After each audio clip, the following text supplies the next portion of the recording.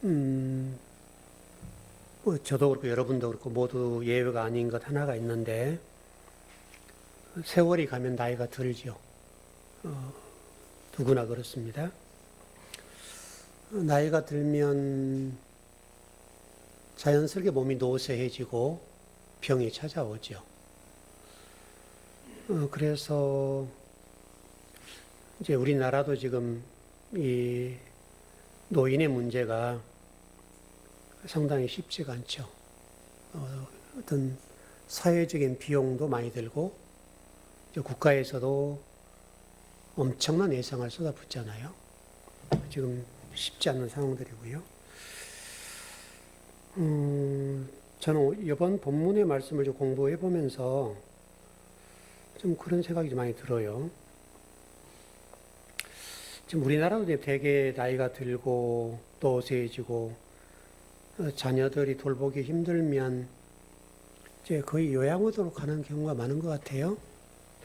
뭐 이게 뭐 쉽지 않은 이야기이긴 한데 오늘 예수님을 가려는 유다가 팔지요.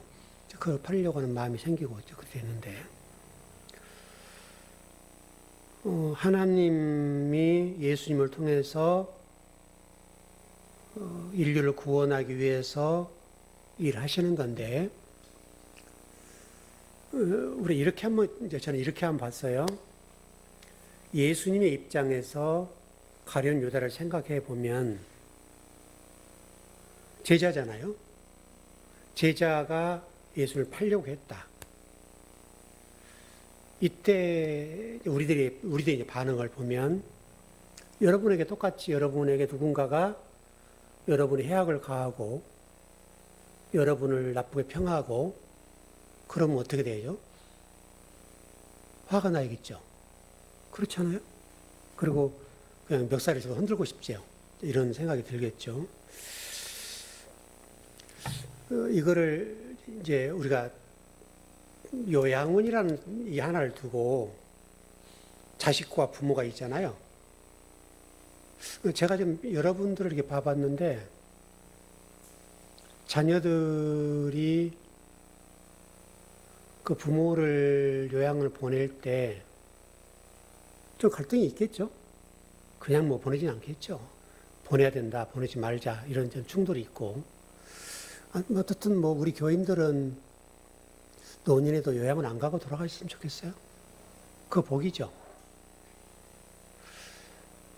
그렇게 좋은 건 아닌데 대개는 처음에는 부모님들이 저항을 하고 정신이 멀쩡한 분을 얘기하는 겁니다. 우리 중 정신 있는 분들은 자녀들이 요양을 보낸다가는 신호가 올 때 그걸 저항을 하죠. 표현을 할 거 아니에요.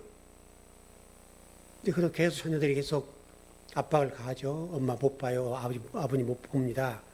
얘기를 계속 하면 어느 순간에 부모들이 가자 그렇게 한단 말이죠.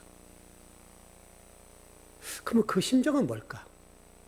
오늘 지금 예수님 심정을 얘기하는 거예요. 오늘 예수님도 지금 유다가 예수님 팔잖아요. 그때 예수님의 심정과 이 부모의 심정이 저는 똑같다고 이번에 봤어요. 부모의 입장에서 자식들의 위신 문제, 또 형제간에 싸우는 문제, 이것들을 그냥 짊어지고 들어가시거든요. 그러니까 가고 싶진 않은데 순응을 하는 거죠. 그때 부모의 심정이 어떨까? 이제 그런 생각도 좀 들고요.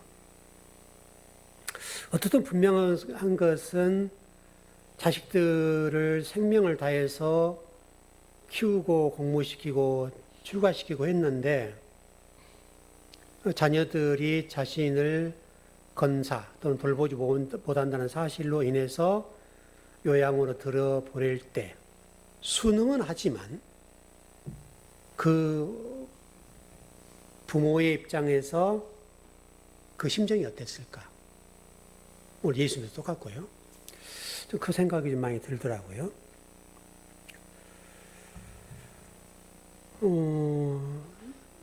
우리 교회 성도들도 마찬가지로 어느 날인가는 다 노쇠해질 거고 지금도 우리 연세 드신 권사님들 계십니다만은 저는 굉장히 그게 감사해요. 그래도 우리 교회에서 아직까지는 물론 노현이 뭐죠? 이 권사님 동생 누나분, 언니, 예, 언니는 가셨는데 그건 또 상황이 좀 복잡했고 자녀들과의 여러 가지 복잡한 문제 있었고 아직까지는 요양원을 그래도 안 가시죠. 그분 한 분 가셨던 것 같아요. 그것도 감사하죠. 감사하고 되도록이면 우리가 자연사해서 하나님 품에 안겼으면 좋겠다 이 생각을 가지고 있고요. 물론 이제 그 친매가 와서 그러면 좀 복잡하긴 합니다. 물론 그래도 자녀들이 돌보면 좋죠. 그래도. 근데 이제 의뢰 이 요양원을 보내니까 요양원에 가는 그 입장에서 생각해 보면 이게 뭐 굉장히 그럴 거예요. 근데 자녀들 때문에 가잖아요. 그 부모의 마음을 우리가 헤아려 봐야 되지 않겠는가. 그 생각이 좀 많이 들고 오늘 좀 예수님도 좀 그런 장면이 있어요. 근데 예수님은 이거를 어떻게 대처했는가? 요걸 한번 우리가 봤으면 좋겠어요. 먼저 가보십시다. 저는 오늘 설교를 이렇게 접근해 봤어요. 우리나라 국방력이 세계 5위죠. 5위입니다.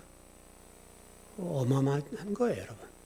이 조그만 땅덩어리에서 세계 국방력에서 5위 정도 하면 대단한 건데, 그렇다면 세계 5위의 군사력에 드는 우리나라는 어떻게 5위가 됐을까?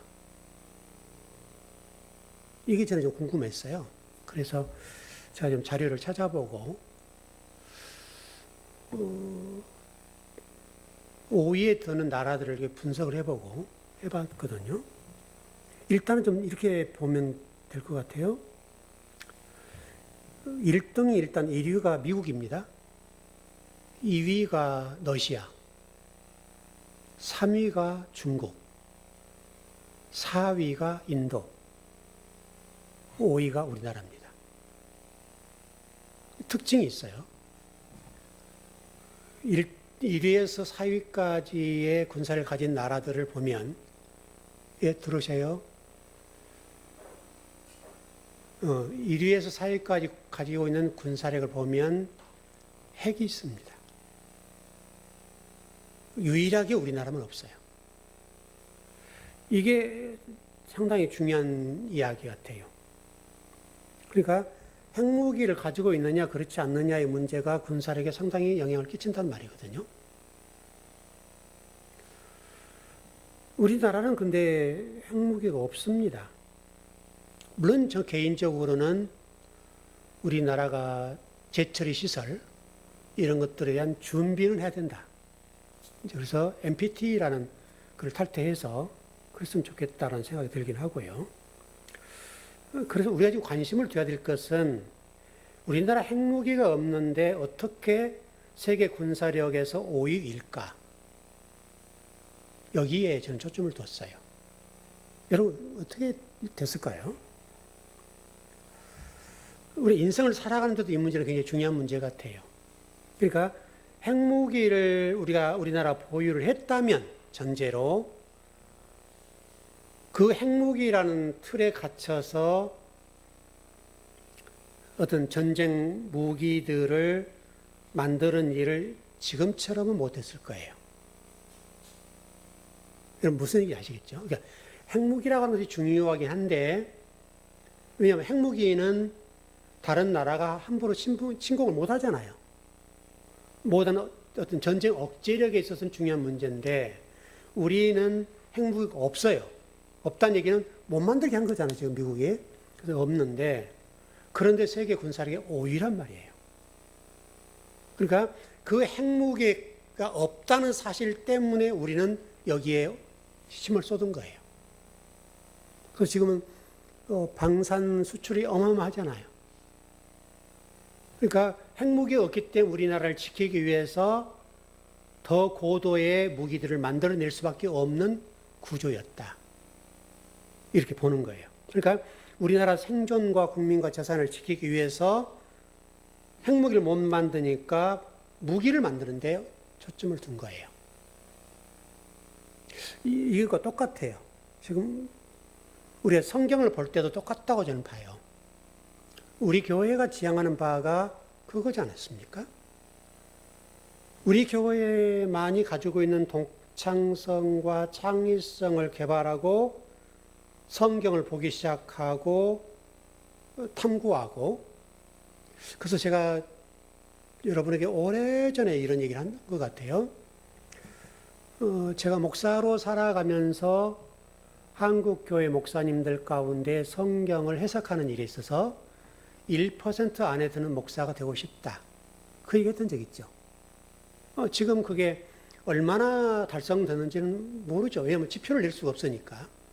그건 알 수가 없는데, 분명한 사실은 우리가 그동안 달려왔던 이 길이 달랐던 것은 사실이에요. 우리 교회만 가지고 있는 성경 해석법이 있단 말이죠.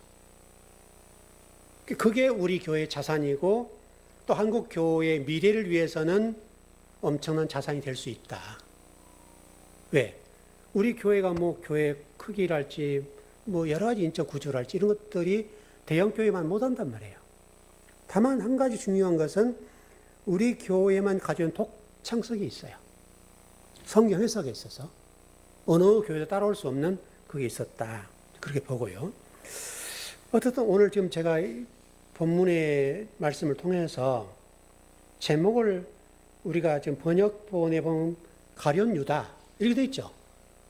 가룟 유다라고 되어 있는데 제가 그리옷 사람 유다 이렇게 제목을 잡았거든요. 이게 가룟이라는 단어를 쓰지 않고 가리옷 또는 그리옷이라는 단어를 썼는데, 그 원문에 보면 그리옷 또는 가리옷이라는 단어로 가룟이라는 단어를 쓰고 있단 말이에요. 그래서 저는 거기에 따라서 가룟 유다라고 쓰지 않고 그리옷 사람 유다 이렇게 지금 기록했단 말이죠. 제목을. 그러면 왜 그렇게 했겠나? 그거죠. 분명히 뭔가 메시지가 있으니까 그럴 텐데. 자, 여러분. 오늘 지금 이 본문의 말씀으로 지난 주일날 공부했던 것처럼 예수님께서 제자들을 씻기는 장면과 오늘 장면이 이게 겹쳐요. 겹치면서 가는 건데, 여러분 누가복음에 보면 그렇게 되어 있습니다. 예수님이 제자들의 발을 씻기는 장면이 딱 드러나면서, 그럼 왜 예수님은 이 제자들의 발을 씻겼는가라고 하는 문제가 있어요. 제자들의 발을 씻겼는데 그 제자들의 발을 씻긴 시점이 중요해요. 그 시점이 어떤 시점이냐면 누가복음에 보면 최후의 만찬 다음에 예수님께서 제자들의 발을 씻겨요. 그러면 최후의 만찬에서 만찬만 있는 것이 아니라 예수님이 지금 전하고자 하는 메시지가 있기 때문에 제자들의 발을 씻겼는데, 어떤 일이 있었는가 하면 제자들 사이에 서열 싸움을 했어요. 서열. 누가 크냐? 여러분 누가 보면 그렇게 되어 있습니다. 누가 큰가에 대해서 제자들 사이에 이게 서열 싸움을 해서 상당히 좀 복잡했단 말이죠. 그 서열 싸움을 우리 예수님 쳐다보고 있었을 거 아니에요. 그 쳐다보시면서 그 서열 싸움을 어떻게 정리할 것인가, 이 고민을 하신 것 같아요. 그래서 예수님께서 서열 싸움하는 그 제자들을 불러놓고 발을 씻겨준단 말이죠. 그리고 정리가 돼요.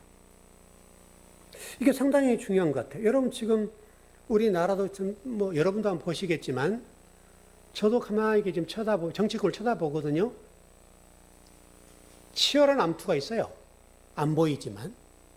그냥 다음 당권을 누가 질 것인가, 다음 대권을 누가 질 것인가, 이 문제를 두고 보이지 않지만 치열한 싸움을 한단 말이죠. 마치 예수님의 제자들이 예수님 앞에서 서열 싸움을 하고 누가 큰가 문제를 가지고 다투고 있는 것처럼, 그때 예수님께서 제자들의 발을 씻겨주셨다 이 말이죠. 그러니까 여러분 지금은 우리가 핵가족화되고 1인 가정이 늘어났습니다. 저 어렸을 때 대가족 제도였죠. 그 대가족 제도의 단점도 있죠. 그러나 장점도 있습니다.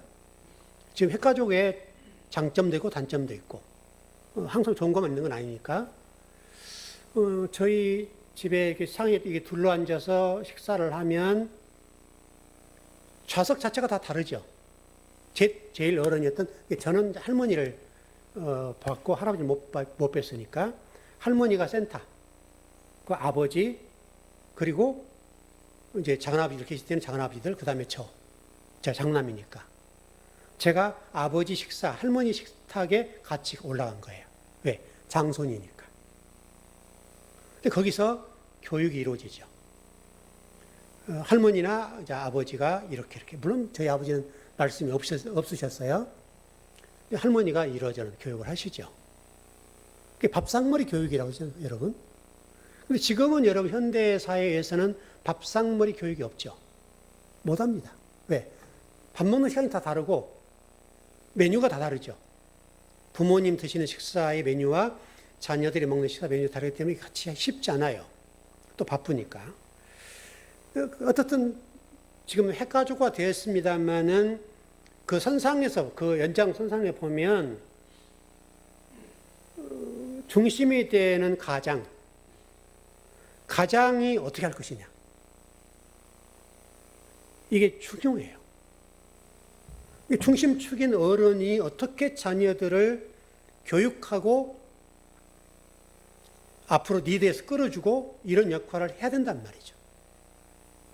뭐 계속 잔소리하란 말이 아니라 그 문제가 현대사회에 예수님이 발을 씻겨주는 장면의 메시지와 겹쳐서 중요한 메시지예요.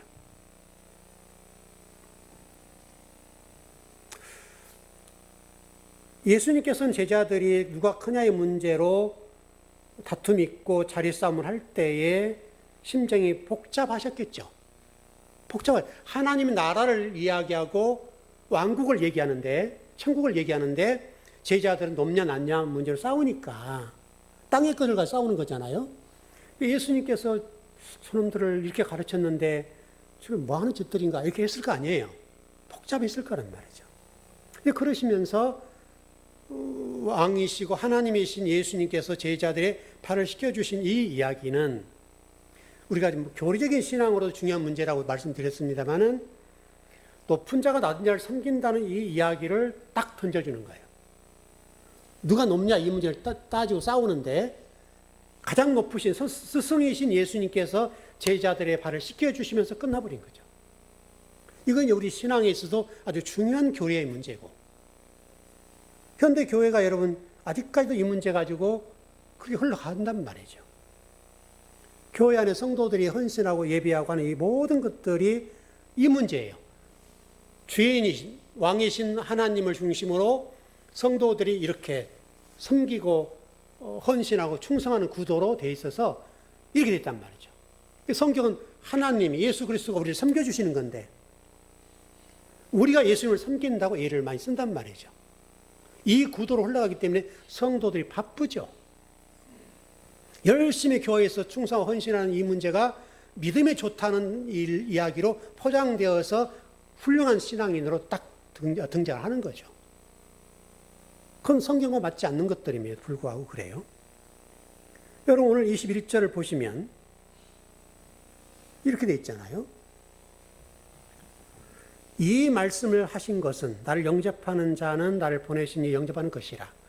이 말씀하시고 심령이 괴로워 증언하 이르시되 너희 중 하나가 나를 팔리라 하시니. 쭉 제가 좀 축약을 했습니다. 그래서 여기서 보니까 이런 심령이 괴롭다라고 하는 단어가 나오죠. 그 심령이 괴롭다는 게 뭐예요, 여러분 도대체? 그래서 제가 원문을 좀 쳐다보니까 이 심령이라는 단어를 심령이 괴로운 걸로 지금 번역해서 상당히 이해가 쉽지 않죠. 물론 느낌은 오죠. 이 심령이 괴롭다는 단어가 보면 심령이라는 단어가 푸뉴마라는 단어예요. 성령이라는 단어예요. 성령. 그리고 괴롭다라는 단어가 타라소라는 단어인데요. 괴롭다라는 단어 번역이 됐습니다. 근데 이게 타라소라는 단어의 뜻이 뭐냐면 물이 동하다. 물이 동하다는 뜻이에요. 그러니까 이 해석을 좀 해드리면 영이 영으로 격동했다는 표현도 되기도 하고요. 또 하나는 영으로 자극을 받았다. 이렇게 표현되고요. 또 다른 표현으로는 성령으로 감동되어서 이런 뜻도 돼요.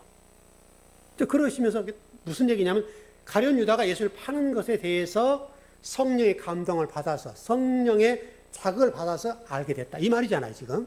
그렇게 됐단 말이에요. 오늘은 그래서 유다를 좀 자세히 공부를 해보려고 그래요. 물론 우리가 유다에 대해서 여러 가지 공부를 했습니다만은 제가 중간중간 언급했기 때문에 유다를 많이 공부했는데 유다에 대해서 좀 자세히 보자고요. 우리는 유다라는 사람을 한국교회 전체나 세계교회가 이해할 때 나쁜 놈이다.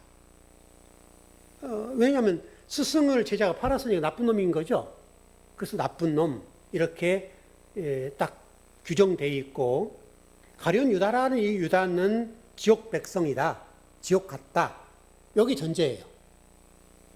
어떤 한 분도 제가 지금까지 목사를 살아온 동안에도 가룟 유다에 대해서 좋게 평가하는 분이 한 분도 없어요. 다 지옥 같다고 해요. 유기된 자 이렇게 표현한단 말이죠. 그래서 나쁜 놈의 상징이 되죠. 그래서 유다에 대해서 이중애정이라고 하는 것이 작동하죠. 이중애정. 이중애정이란 저 사람은 구원받을 사람, 저 사람 지옥 간다. 이렇게 딱 나눠지잖아요. 이중애정으로. 근데 여기서 지금 예수님께서 뭐라고 말씀하냐면 영으로 자극을 받았다. 이렇게 말씀하세요. 그러면서 진실로 진실로 그렇게 나오죠. 아멘 아멘 네고 슈 이런 단어예요. 아멘 아멘 네고 슈 이런 단어예요. 아멘이라는 단어가 지금 굉장히 중요하고 아멘을 반복해서 하는 것은 예수님께 말씀하는 화법에 볼 때는 굉장히 중요할 때 진실로 진실로 너에게 이르노니 이렇게 말씀하시거든요. 그러니까 우리들도 얘기할 때 이건 중요한 얘기야 꼭 기억해 이렇게 하잖아요. 그거와 똑같아요. 근데 지금 여러분 아멘이라는 단어 자체는 진리입니다 라는 단어잖아요. 뜻이 진리입니다. 그러면 지금 예수님께서 영의 감동을 받고 지금 가룟 유다가 예수를 판다라고 하는 이 이야기가 진실로 진실로 이르노니 아멘 아멘 네고시 이게 진리다. 그러니까 가룟 유다가 예수님을 파는 것은 뭐라는 거예요? 진리이다. 그러니까 우리가 생각한 가룟 유다가 예수님 팔았어 나쁜 놈 이렇게 보는데 예수님은 성령의 감동한 성령의 이 역사를 일으켜서 말씀하는 게 뭐냐면 그것은 진리다 이거예요. 진리다. 오늘 그리옷 또는 가리옷 사람 유다가 예수를 파는 이 문제는 나쁜 놈의 문제가 아니라 진리다. 진리. 우리가 지금 알고 있는 것 전혀 다른 문제예요. 그 가룟 유다가 예수를 파는 건데 그게 진리라는 거예요. 예수님을 파는 것 자체가 진리의 이야기다. 이렇게 이제 성경이 있다고요. 자, 요한복음 13장 22절, 23절을 봐봐요. 그렇다면 왜 진리냐 이거죠, 지금. 이게. 예, 요한복음 13장 22절, 23절입니다. 예, 시작. 제자들이 서로 보며 누구에게 대하여 말씀하신지 의심하더라. 예수의 제자 중 하나 곧 그가 사랑하시는 자가 예수의 품에 의지하여 누웠는지라. 여기 의심했다. 제자들이 서로 보고 지금 같이 있는데 누군지에 대해서 서로 의심한다. 이제 그런 표현인데 의심한다는 말은 저놈이 팔았는가? 이런 의심, 저놈이 팔 건가? 이런 의심이란 말이죠. 표현이. 근데 그런 뉘앙스라기보다는 이 뜻이 뭐냐면 의심하다는 뜻이 당황하다. 이게 더 정확해요. 그러니까 제자들이 예수님 말씀을 듣고 당황스러운 거예요. 왜 우리가 예수를 판다고? 이런 당황하고 있는 장면이다. 왜 어쩔 바를 모르는 상태, 저희가 예수를 판다고? 이런 그런 관점으로 이게 지금 의심했다는 단어인데 당황하다라는 뜻, 당황했다. 그렇게 보겠고요. 그 다음에 여러분 23절에 잘 한번 보세요. 예수의 제자 중 하나 곧 그가 사랑하시는 자가 예수의 품에 의지하여 누웠는지라. 지금 예수님은 지금 누군가가 나를 판다라고 말씀하시고 있는 상황이고 제자들은 당황해 있죠. 그런 분위기를 이해해 보세요. 당황하고 있는데 지금 누구요? 예수의 제자 중 하나, 곧 그가 사랑하시는 자, 누군지는 모르죠 지금요. 예수의 품에 의자에 누웠다 이거예요. 그림이 좀 이상하죠 여러분. 그 누웠다는 단어가 뭐냐면 눕다라는 표현인데 이제 이건 우리 문화에서는 쉽지 않죠. 왜냐하면 우리는 되게 스승이나 높은 사람, 윗사람하고 배석을 했을 때는 정자세 거의 뭐 의자에 앉았든 어떻든 간에 바른 자세를 추구하죠. 근데 여러분 생각해보세요. 누웠다 이거야. 누웠다. 이렇게 되니까 그냥 이렇게 벌러도 누웠나 이렇게 보는 건데요. 유대인들은 아랍권이나 유대인 그쪽 팔레스타인 지역이나 이런 지역들은요. 식사를 할 때나 담소를 할 때 우리하고는 좀 다릅니다. 그거는 지금 비스듬하게 이렇게 누워요. 이렇게 벌러덩이라는 개념이라기보다는 이게 비스듬하게 이렇게 들어 누워서 이렇게 발을 쭉 뻗고 이렇게 누웠다는 게 그렇게 이해하시면 좋을 것 같아요. 그러니까 비스듬하고 있는 자세를 이런 표현으로 했는데 이건 우리 문화의 문제 같아요. 그렇게 이해를 하셨으면 좋을 것 같고요. 사랑하신 자라고 지금 얘기하고 있는데 24절로 가보죠. 요한복음 13장 24절. 네, 시작. 시몬 베드로가 머리짓을 하여 말하되 말씀하신 자가 누구인지 말하라 하니. 머리짓을 한다는 말이 뭐죠, 여러분? 여러분 이해되십니까? 머리짓 한다는 말이 어떤 말이에요?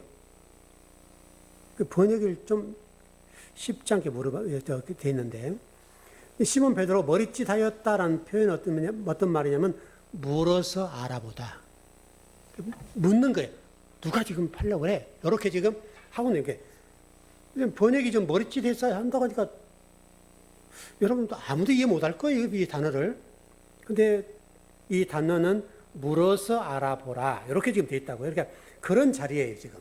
그거 좀 친근하게 지금 제자로들 식사하고 이런 장면들인데 그렇게 지금 물어보고 있다. 이렇게 이해하시면 좋을 것 같아요. 그러니까 머리짓 한다는 말이 어떤 말이 그렇게 이해를 쉽지 않은데요. 자, 25절, 26절 보십시다. 네, 시작. 그가 예수의 가슴에 그대로 의지하여 말하되 주여 누구이니까? 예수께서 대답하시되 내가 떡 한 조각 적셔다 주는 자가 그니라 하시고 곧 한 조각을 적셔서 가룟 시몬의 아들 유다에게 주시니. 아주 독특한 장면이에요. 제가 가룟 유다라는 단어를 그리옷이라고 할 수 있고 가리옷이라고 할 수 있는데요. 이렇게 한 이유가 있습니다. 그러니까 우리가 무조건 가룟 유다는 지옥 같다라고 규정해버리는 것에 문제점을 지적하는 건데 이 가리옷 또는 그리옷이라고 하는 이 단어가 어떤 단어냐면 유대라는 단어예요. 유대라는 단어와 밀접한 관련이 있어요. 여러분 예수님의 제자들이 어디 사람들입니까? 전부 다 대개 갈릴리 사람들이죠. 거의 어부 출신이라고 여러분. 갈릴리 어부 출신인데 유다는요. 유대 사람이에요. 그래서 가리옷, 그리옷 이렇게 하는 건데 그래서 가룟 유다. 왜냐하면 가룟 유다라고 한 것은 여러분 그 창세기에 유다라는 사람이 있죠. 야곱의 아들. 그 사람과 구분하기 위해서 가룟 유다 이렇게 하는 건데요. 어떤 지금 유다라는 사람이 있었는데 갈릴리 출신이 아니라 유대 사람이다. 제가 전번에 우리 금요일 날 공부할 때 이렇게 한번 공부를 해드린 적이 있어요. 빌라도가 로마 총독으로 와서 예수님을 재판하는 일이 있죠. 이때 유대 사람들의 종교 지도자들이 빌라도와 얘기하죠. 얘기를 하면서 빌라도는 예수님을 석방하려고 애를 쓰죠. 빌라도가 굉장히 애를 썼습니다. 그런데 유대 종교 지도자들 모두가 예수님을 십자가에 못 박아라 소리를 치거든요. 그리고 빌라도가 계속해서 거부하죠. 나는 너희들의 왕인 저 왕에게서 죄를 발견하지 못하겠노라. 그러니까 이 극단적인 마지막 방법을 쓰는데 유대 종교 지도자들이 뭐라고 하는가 하면 너 그러면 가이사에 대해 얘기할 거야? 이렇게 하는 거예요. 가이사가 누구예요, 여러분? 로마의 황제인 거예요. 다시 설명하면 이 빌라도를 이스라엘의 유대 나라에 파송한 왕이 가이사예요. 그래서 예수님이 가이사거든, 가이사에게 이렇게 하는 거잖아요. 가이사가 로마의 황제란 말이죠. 그러니까 유대 종교 지도자들이 너 까불지 마. 그러면 너 가이사에게 보고할 거야? 너 지금 바르게 정치하지 않고 재판에 앉는다고 고발할 거야. 이렇게 하는 거예요. 근데 여기서 주동자가 누구냐 이거예요. 놀랍게도 여러분, 유대 종교 지도자들 가운데 대제사장이에요. 대제사장 누구요? 가야바요. 가야바가 유대의 대제사장이란 말이죠. 근데 여러분, 가야바라는 사람이 그렇게만 끝난 것이 아니라 빌라도 계속 거부하니까 우리의 왕은 가이사다. 이런 고백까지 해요. 여러분, 이스라엘 왕이 누굽니까, 여러분? 하나님이죠. 비록 지금 로마에 속국이 되어 있지만 실질적으로 그렇다더라도 이스라엘 왕은 하나님이시죠. 이건 역사에 변한 적이 없어요. 그 당시도 변한 적이 없어요. 지금도 그렇고. 그런데 가야바가 빌라도와 이런 언쟁을 하면서 우리의 왕은, 나의 왕은 가이사뿐이다. 빌라도가 예수는 너희들의 왕, 유대 왕 이런 식으로 이렇게 제패를 쓰잖아요. 그걸 보면서 이 가야바가 우리의 왕은 가이사다 이렇게 고백을 하는 거죠. 바로 그런 장면들이에요. 그런 장면에서 등장했던 사람들이 유대 사람들이란 말이죠. 그러니까 지금 그리오 또는 가리옷이라는 이 유다라는 사람은 유다 한 사람이 예수를 팔아먹었다 이 얘기를 하려고 하는 게 아니라는 거예요, 여러분. 모든 정황과 배경상 유대 사람들이 예수를 판 거예요. 실제로 죽이는 데 있어서도 유대 대제사장과 유대 종교 지도자들이 예수님을 팔아요. 그리고 십자가에 못 박아요. 물론 그게 도구가 됐던 게 유다죠. 근데 아까 제가 아멘 아멘 되고 슈 진실로 진실로 너에게 이르노니 예수님께서 지금 가려운 유다가 예수님을 파는 이 문제를 두고 그렇게 설명하면서 뭐라고 말씀했냐면 가려운 유다가 나를 파는 것이 진리다. 이렇게 말씀드렸다고. 네. 그래서 하나님께서 이미 구약 시대부터서 유다를 이렇게 여러분 야곱의 아들인 유다를 통해서 보여주신 것처럼 그 유다인 유다가 다시 말하면 유다라는 이름을 가진 사람이 예수를 판다는 것을 이미 예언해 놓으셨어요. 그러니까 가룟 유다는 물론 그 마음에 예수를 팔 마음이 동했다고 하는 건 분명한데 그게 마음을 먹었죠. 근데 이것까지 어떤 일이냐면 하나님 일인 거예요. 근데 유다가 그 일을 했던 것은 유대 사람들이 예수를 판다는 사실을 설명하려고 이렇게 하는 거예요. 그래서 어떤 그 야곱의 아들 유다가 여러분 뭐예요? 요셉을 팔았던 사람이 누구예요, 여러분? 요셉을 팔았던 사람이 누구냐고요, 여러분? 유다예요, 여러분, 유다. 유다가 요셉을 노예 상인들이 팔아요. 그 이야기가 이렇게 성취되는 거예요. 그러니까 가룟 유다는 그냥 하나님의 진리, 하나님 나라, 하나님의 계획하신 것, 뜻하심을 이루어드리는 사람일 뿐이에요. 여러분 이해되시죠? 나쁜 놈이 아니라 유기돼 지옥 가는 이야기가 아니라 성경이 얘기하려고 하는 것은 유대 사람들, 유대 종교 지도자들이 나를 팔았다. 요 얘기를 하려고 하는 거지. 왜? 제가 가이사가 대제사장인데 그 대제사장인 가이사가 예수님을 십자가에 못 박으라고 빌라도에게 압박하고 협박을 하는 거예요. 너 내 말 안 들으면 가이사에게 얘기할 거야, 고발할 거야, 이렇게 얘기한단 말이죠.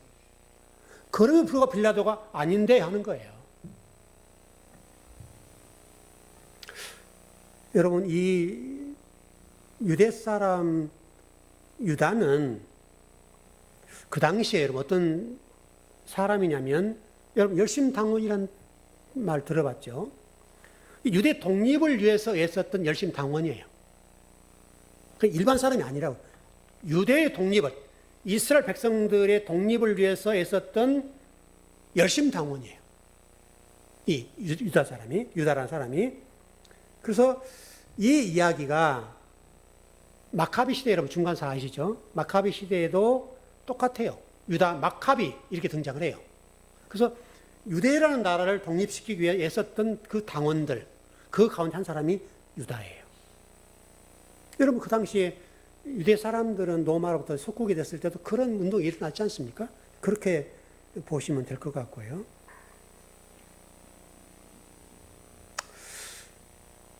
그런데 우리가 궁금한 것은 가룟 유다는 예수님을 은 30에 팔았죠. 크게 답을 한번 보자고요. 요한복음 13장 18절 한번 가봐요. 요한복음 13장 18절. 예, 시작. 내가 너희 모두를 가리켜 말하는 것이 아니라 나는 내가 택한 자들이 누구인지 알미라. 그러나 내 떡을 먹는 자는 내게 팔꿈치를 들었다는 성경을 응하게 하려는 것이니라. 여러분, 이 이야기가 요한복음에 딱 등장한 것이 아니라 이게 앞부분 구약성경에 등장하는 이야기거든요.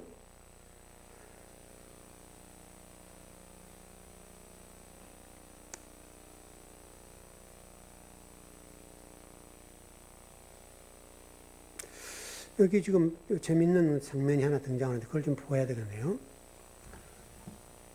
예수님 팔 사람 유다에게, 여러분 예수님을 잘 보세요. 내 떡을 먹는 자가 내게 팔꿈치를 들었다. 한 성경을 응하게 한다. 이렇게 됐네요. 이게 무슨 얘기죠, 여러분 이게?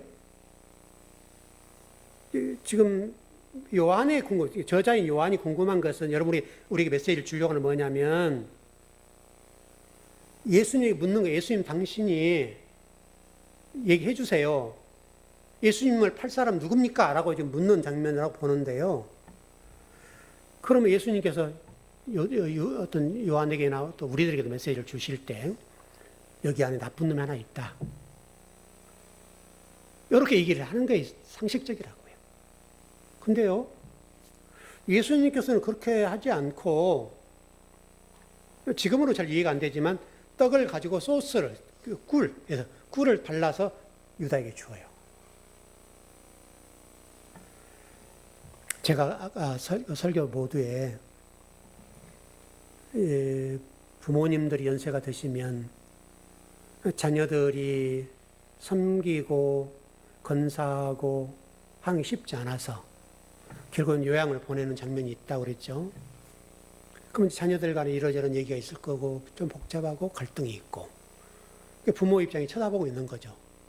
이놈들 내가 키웠는데 나 하나 건사 못하고 나 때문에 이렇게 싸우고 난리 치니 가고 싶지 않은데, 그럼 가고 싶은 사람 누가 있어요? 가고 싶지 않은데 이놈들 평화를 위해서, 형제 간의 우애를 위해서 내가 가지 하고 가자 한다 이거예요. 이 장면과 똑같은 거예요. 예수님께서 자신을 팔 유다에게 꿀을 발라서 떡에 꿀을 발라서 준단 말이죠. 여러분 이 심정이 여러분 어떤 심정일 것 같아요? 이 이야기는 단순하게 제가 다시 설명하지만 유다 이놈이 나쁜 놈이었기 때문이 아니라 진리라고 그랬어요. 유다가 나를 파는 게 진리다. 하나님 말씀 응하게 하는 거다. 여기서는 응하게 한다. 성경을 응하게 한다. 이렇게 말씀하고 있잖아요. 응하게 한다는 말은 성취하고 완성한다 그 말이에요. 여러분 시편 41편 9절 한번 가봐요.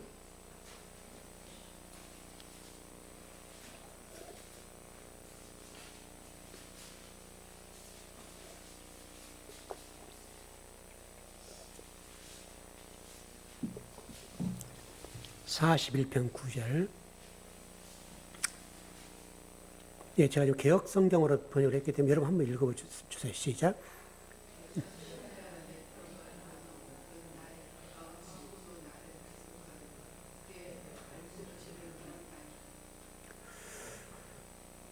발꿈치를 들었다라는 아케브라는 단어인데요. 배신한 얘기죠. 배신했다.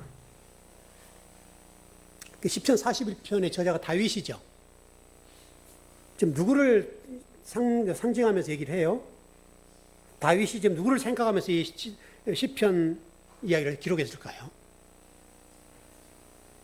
압살롬이요. 압살롬. 압살롬 누구예요? 다윗의 아들이죠. 다윗의 아들이 다윗을 축출하고 왕이 되려고 했던 사람이죠. 그 이야기를 지금 여기다 옮겨놓은 거예요. 다윗이 지금 다윗의 아들 압살롬이 다윗을 배신했죠. 어떤 상황에서요? 다윗이 아파가지고 침상이 있었어요. 아팠다고요, 그때 당시에. 아팠는데 그 틈을 노려서 그 다윗의 가장 친구였던 아히도벨이라는 사람이 있었죠. 아히도벨과 이게 모의해서 압살롬이 다윗을 축출하려고 하는 거예요. 그래서 다윗이 아픔에도 불구하고 도망치잖아요. 아프면 못 이기고 도망치는 거예요. 이 반역 사건이에요. 그런데 여러분 성경이 결국은 압살롬과 아히도벨이 성공하지 못하죠. 압살롬이 어떻게 죽어요, 여러분? 나뭇가지에 걸렸어요. 자기 가장 자랑스러운 생각했던 머리가 딱 나뭇가지. 하여튼 성격이 희한한 거예요. 딱 나뭇가지 걸렸는데 그때 요압이 가서 쳐 죽여버리잖아요. 그러겠죠. 근데 여러분 이 부분에 있어서 오늘 본문과 연관해서 잘 생각해 봐야 돼요. 근데 다윗이 이 소식을 들었겠죠. 자기 장군 요압이 압살롬 죽인 것을 들었죠. 근데 다윗이 어떻게 해요? 속이 시원하다, 이놈. 잘 죽었다, 이놈. 나를 배반하고 반역한 놈, 이놈 죽어 마땅하지. 이렇게 했냐, 이거죠. 부모들이 요양원 보낼 때, 그래, 가자. 한 것처럼 다윗이 압살롬이 죽었다는 이야기를 듣고 대성통곡했다고요. 여러분, 압살롬은 반역자 아닙니까?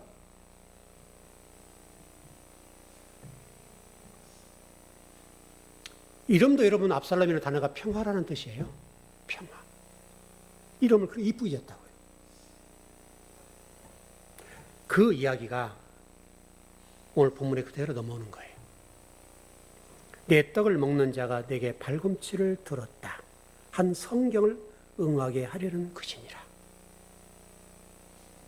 아들이 아버지를 배신한 이야기를 가룟 유다와 예수님의 관계로 딱 연결시키는 거예요. 그러니까 잘 이해하셔야 돼요. 압살롬을 다윗이 이런 마땅히 죽을 놈 이렇게 하지 않았다는 것과 가룟 유다도 동일하다 이 말이죠. 네. 예수님께서 꿀을 찍어서 떡에 꿀을 찍어서 가룟 유다에게 먹여요. 이 표시가 어떤 뜻이냐 이거죠. 가장 친근할 때 하는 표시예요. 그러니까 우리가 생각할 때 가룟 유다는 지옥 갔어 이렇게 이중애정이라는 관점을 쳐다보는데 여러분 다윗이 압살롬이 죽었다는 사실을 두고 통곡하고 애통한 것처럼 예수님도 가룟 유다가 하나님의 말씀을 응하게 하려고 하는 진리를 이루게 하려고 하는 성취하려고 하는 그 장면에 대해서 떡에 꿀을 찍어서 먹여주었다. 그러니까 이 장면이 가장 친근한 표현이면서 우정의 표시로 주는 거라고요. 여러분 제자인 유다가 예수님을 배반했단 말이죠. 모든 사람이 이 본문을 보더라도 나쁜 놈 이렇게 한단 말이죠. 제가 여러분 그 일전에 이 설교를 한 번 한 적이 있죠. 제자들이 예수님이 십자가에 죽어야 된다고 하는 고백을 하시자 제자들이 다 떠나버렸죠. 그 자기 직장 직업으로 다 가버렸어요. 그래서 고기잡이를 하는 거예요. 예수님이 부활하시 찾아가셨죠. 찾아가셔가지고 제자들에게 떡을 구워주고 고기를 구워줬죠. 그 장면 얘기했죠. 그러면 여러분 생각해 보면 제자들 입장에서 마음이 찔리죠. 우리가 선생님을 배반하고 도망쳤네. 이런 마음이 찔린 마음이 있었는데 그때 예수님께서 떡을 구워주시고 고기를 구워주시면서 이 나쁜 놈들아 이렇게 하지 않고 떡을 구워주셔서 한 말씀 하지 않아요. 고기를 구워주시면서 아무 얘기 안 하세요. 해초리 안 들어요. 너희를 왜 그랬어? 너희들 나쁜 놈이다. 이렇게 하지 않고 한 말씀 하지 않는다고요. 근데 그때 베드로와 더불어 제자들이 통곡을 하는 거죠. 예수님의 사랑 앞에 굴복하는 거예요. 그 장면과 똑같은 장면인 거예요. 떡을 구워서 주신 장면과 자기를 배반하고 자기를 판 가룟 유다에게 떡에 꿀을 찍어서 입에 딱 집어넣어주는 장면. 여러분 이게 사랑의 표현이라는 거예요. 사랑의 표현.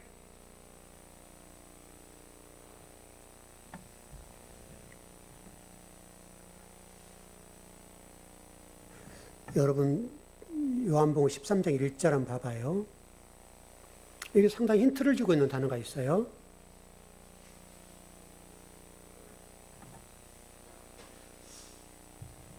네, 시작. 6월절 전에 예수께서 자기가 세상을 떠나 아버지께로 돌아가실 때가 이런 줄 아시고 세상에 있는 자기 사람들을 사랑하시되 끝까지 사랑하시니라.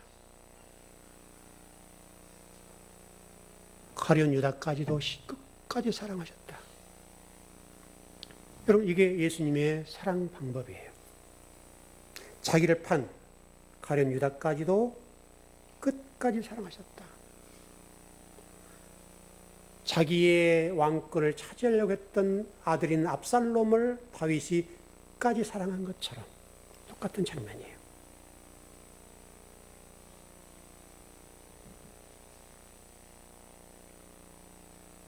오늘 우리가 이 장면을 보면서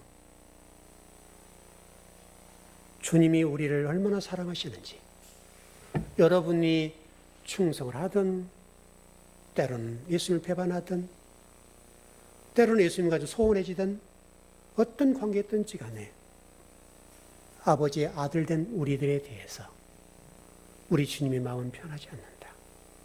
끝까지 사랑하신다.